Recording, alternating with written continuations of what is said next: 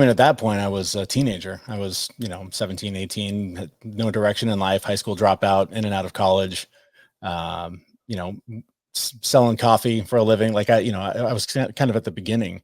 Mm, Um, Maybe the more important question is who I was before getting on this journey, because by that point I was already a parent. I was already married for 10 years. I was a homeowner. Like I was kind of at a point where I think a lot of guys that are probably listening to a show like this were, where you're just kind of, you've kind of done it, right? Like you did the school thing, you got married, you got kids, you're supposed to be happy. The paycheck's okay. Like everything's supposed to be lined up and you're supposed to be fine, but you're not. You're just really mm, empty and fulfilled. And you're starting to wonder, like, what's the point of the rest of this? And I still got, 50, 60, 70 years to go if I'm lucky.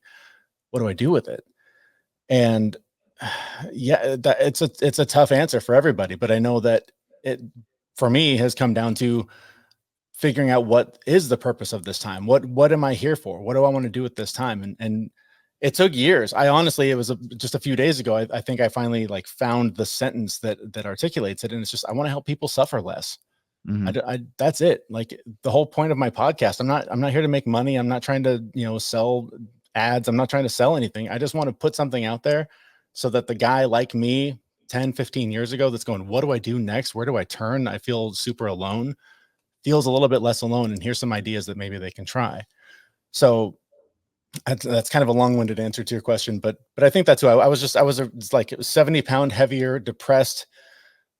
I wouldn't say alcoholic, but alcohol dependent person who didn't know how to manage his feelings and didn't know how to live his life, and had no direction. I mean, it's largely society, but I think it was also, I came from a pretty lower middle class upbringing, and there was an element of vine swinging that you sort of jump into, right? Like you get out of school, you get a job, and you need a better one, so you go find the next one, and the bills mm, are piling up, so you got to go get the next one.